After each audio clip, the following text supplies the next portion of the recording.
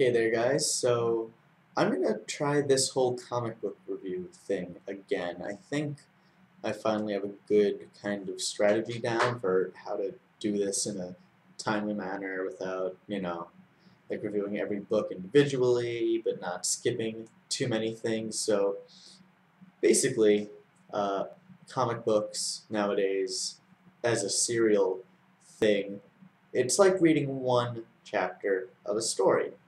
That's pretty, I think, obvious to anyone who's picked up a comic book.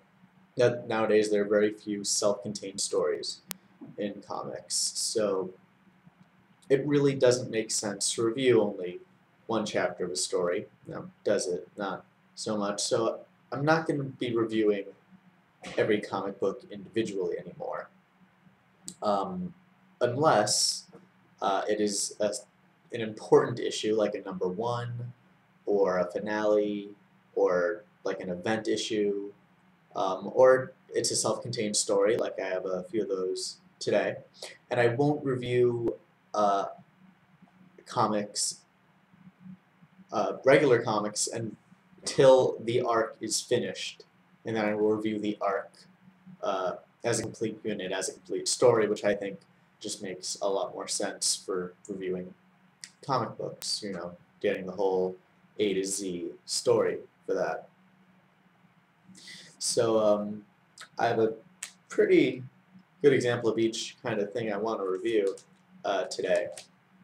The first is Batman Superman Annual number 1. So annual, self-contained issue right here. And this is a really good one. I've really liked what Greg Pak has been doing with Batman Superman so far. Um, the current arc they're doing right now is a crossover with World's Finest, so Batman, Superman. Then you have Power Girl and Huntress, and they're crossing over right now. But this takes place right after the last arc of the book, which involved Mongul invading Earth and forcing Batman and Superman to fight each other. And this kind of continues that trend. Basically, after Mongul is defeated, Superman sends him to the Shadow Realm. Not Shadow Realm, Phantom. Sorry, I just watched the newest episode of Yu-Gi-Oh! Abridged. The Phantom Zone. And then Mongul's son comes from Warworld, which is still orbiting Earth, and is like, well, I want my revenge, so we're going to duke it out. But as Superman and Batman go to Warworld, along with, as you can see on the cover here, Batgirl, Steel, Supergirl, and Red Hood, it's revealed that because of Mongul's disappearance, there's now a power vacuum, and Mongul's son is fighting in this tournament to see who becomes the next ruler of Warworld. And so that Team Batman and Team Superman enter the tournament separately, and there is a bit of, it's Batman and Superman, then it's a bit of Batman versus Superman, and overall it's a very nice story. I guess the major theme is about people changing. Of course, you have the big conflict, I guess, thematic conflict of Batman and Superman showing mercy, while Mongul and Warworld is all about fighting to the death, and you have the enter the tournament and what they're expected to do, and then what they do as heroes. And it's a very good annual. If you like Batman, if you like Superman, I'd suggest it if you're not reading it. I think this is a good launching point to just kind of get the feel of the book. Jai Lee's art, as you can tell from the cover, and just showing off the insides is gorgeous. He's one of my favorite artists working at DC right now. Sorry about all the ads, but I just really enjoy it. Like down to the panel layout, I think it's great what he's doing here. So yeah, I can definitely and very easily recommend Batman Superman Annual number 1. Next book we have on the docket is the final issue of the Gothtopia arc, Detective Comics 27. So if you've been following, Gothtopia has been Gotham as Utopia. Few issues, I think it's Detective 27, so not that far back, to a short arc, all in all. We're introduced to the idea that Gotham is a perfect city with very low crime. Batman is dressed all in white. His sidekick is Catwoman, who's now Catbird. Batgirl goes by Bluebell. This was a big crossover. Well, not too big because it was only a few months, but this was a crossover event. I think it was Batgirl, Birds of Prey, Batman, Detective Comics, Catwoman. It's not too huge. But this is the finale. We find out through the arc that it's all a hallucination by Scarecrow, who's kind of sedating everyone, making them very content, so that when he does use his new fear gas, he has like the most pure fear extract or something comic booky science. And so the last issue, Batman finally kind of discovered, oh, I'm being hypnotized, sneaks out of Arkham Asylum with Poison Ivy, and this is how he stops Scarecrow and a bunch of other kind of not too high profile supervillains. It's who is it? It's Scarecrow, Mr. Freeze, Professor Pig, Harley Quinn, and Merrymaker. So basically everyone who's been in Detective, I guess. Although Mr. Freeze, I think, was only in Red Hood. Harley didn't really. Okay, so yeah, just kind of a random assortment of villains working with Scarecrow. And it's Batman, a lot of it feigning like he's still under the hypnosis of Scarecrow. Really, he's not, because he worked with Poison Ivy last issue. So yeah, Batman stops Scarecrow, I guess. Spoiler alert, Batman wins. Sorry. Overall, probably, it's not the best arc. Detective has kind of had a up and down sort of thing. John Layman has been doing a good job, though, recently, I think. Wait, was John Layman writing this whole arc? I don't think so. Anyway, I'm pretty sure it was someone else who started it. But, anywho, I think this was a pretty good arc to kind of finish this creative team. Next book, as we see advertised in the back, we get a brand new creative team. It's the writer that used to be on Flash. I can't remember his name right now, but he's moving on. He's going to be working on Detective 30. Really excited for that because I loved his work on The Flash. And yeah, I guess this was just a neat kind of thought experiment. It's not the sort of thing you see every day. It's, not just a villain doing a thing.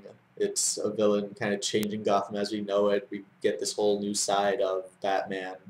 But of course, he's still the same kind of paranoid character, which is how he kind of discovers in the first place that things aren't quite right. It's no Hush. It's no Long Halloween. It's not like this really big, good arc that I think will go down in the memories of comic book fans forever. But it's decent. I probably wouldn't pick up the trade, but I enjoyed reading it month by month. So there we go. That. Now we have Forever Evil, number 6. This would be an example of an event, of course. Penultimate issue of Forever Evil. I haven't really been liking, honestly, I haven't been liking this arc too much. I think it's, I don't know. I think there's like just too much going on. I stopped following Justice League and Justice League of America during this arc just because I don't want to keep track of all of it, really. It's not that engaging. I don't find it that interesting. Yeah, it's just I haven't been. I think it's an interesting idea, just having the Injustice Society or whatever they're called nowadays, the Reverse Justice League. I don't see, like, that's how little I'm invested. I don't even bother to learn what they're calling themselves this time. But we're reaching the climax. We find out what they're doing with Nightwing. They hooked him up to a bomb, and it's basically Batman and Luthor leading an insurgency in order to rescue Nightwing and stop the Injustice League, send them back home, that sort of thing. And so this is where they're entering the Watchtower and bring their plan into fruition, only for things to take one last really bad turn before the final issue. We find out who the prisoner is that Ultraman was so worried about getting loose. He gets loose.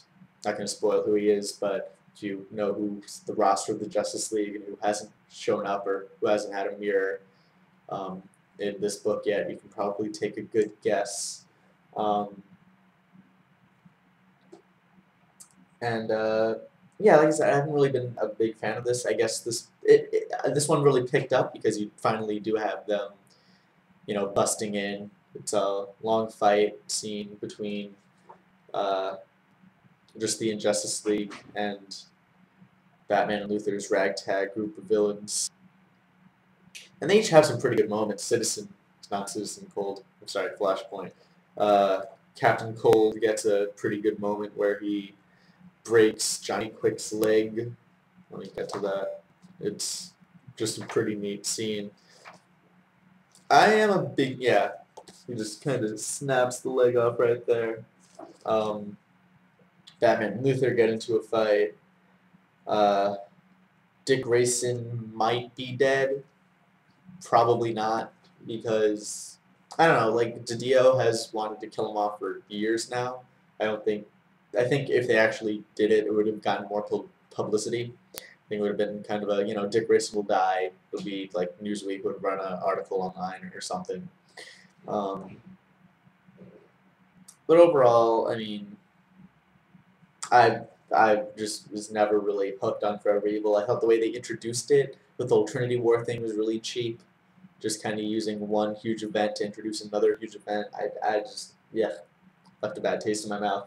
And this hasn't really wiped it out, so I wouldn't get it unless you're really invested in the DCU and the whole New 52 thing and what's going on and what might happen next. And the last issue I want to talk about at length today is Moon Knight, #1. First issue, Moon Knight, character that I've always kind of been interested in but never really bothered reading until now. But I thought this would be a good jumping off point, and I am not disappointed. As you can see, I got the variant cover just because that was cute and it didn't cost any extra like some variant covers do. But from what I can tell, they're not completely rebooting the Moon Knight thing. His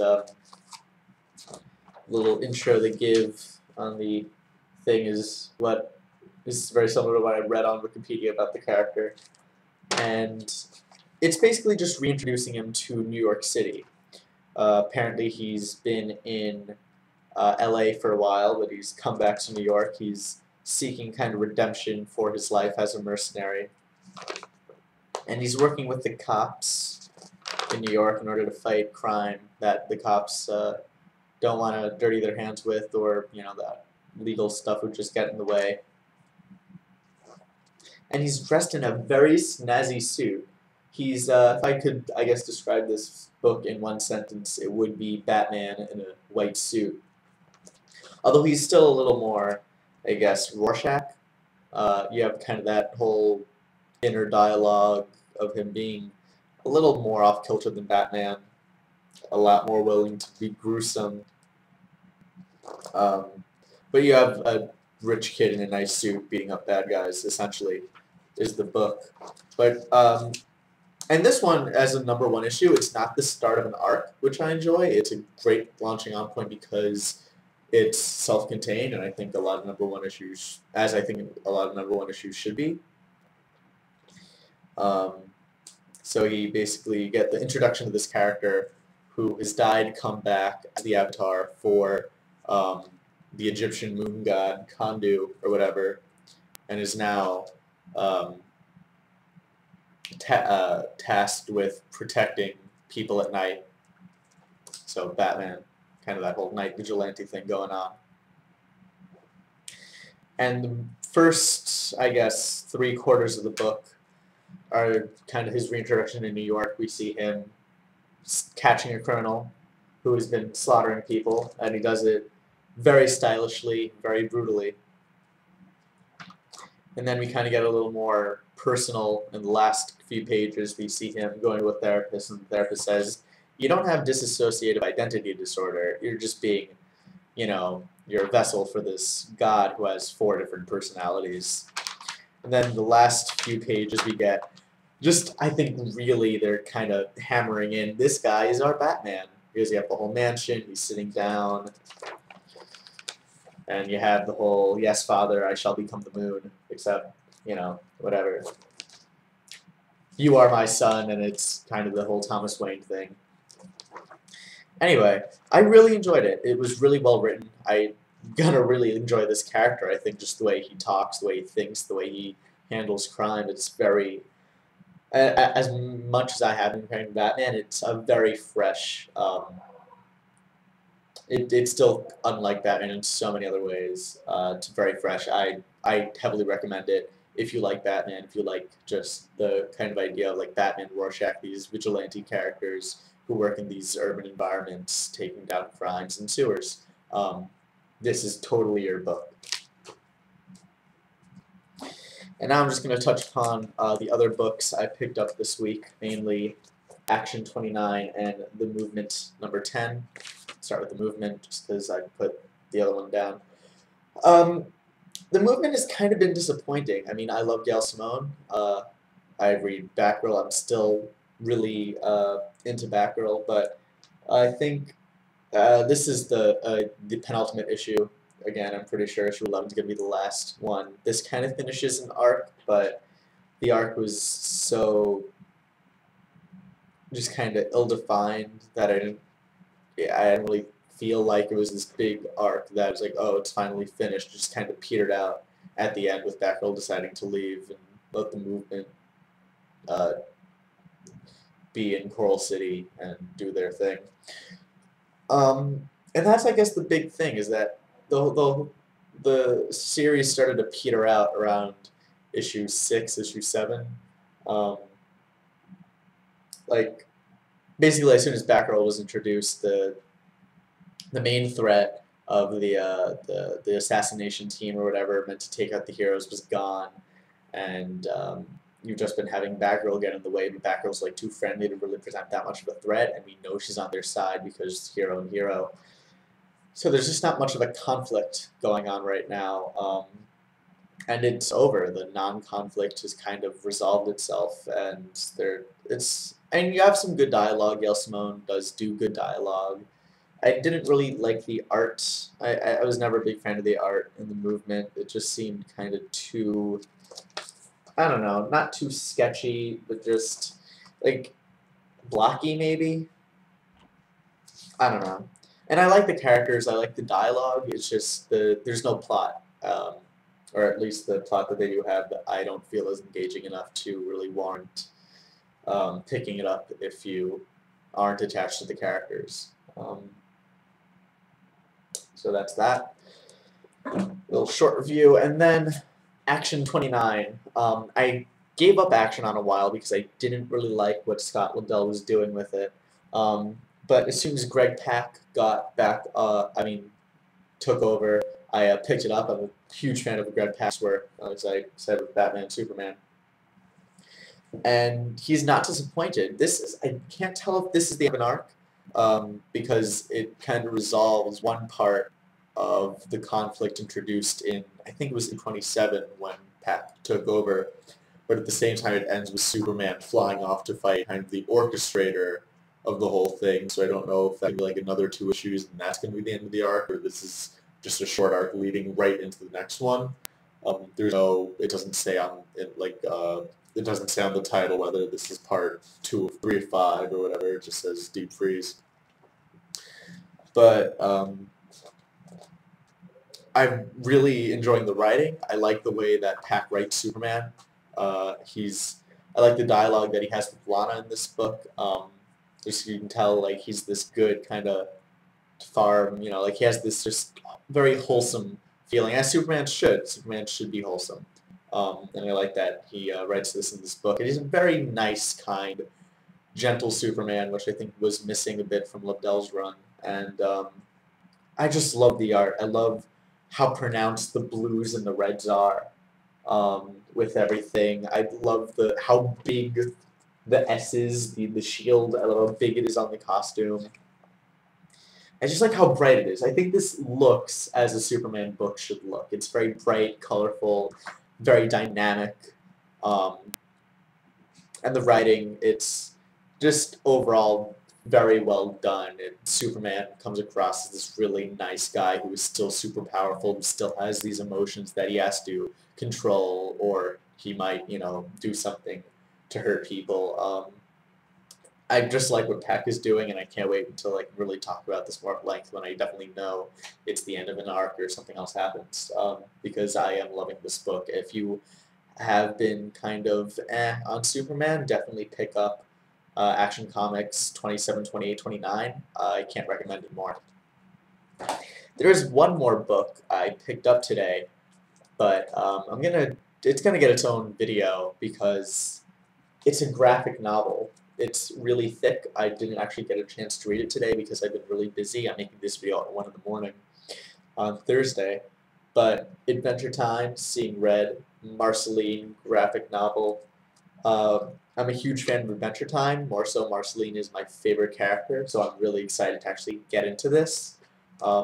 Looks really thick and meaty and juicy, and it's Marceline and Jake going down to the Nightosphere to retrieve Marceline's base. I'm really excited to read it. I'm really excited to review it for you guys, and hopefully that'll be up by the weekend. If not tomorrow, I'm going to try and read a little before I knock out on bed. But yeah, I think I'm going to enjoy getting back into this whole comics thing. Next week we have, I think, 2 more number ones, or at least I think 1 more number one. I know we have Captain Marvel number 1.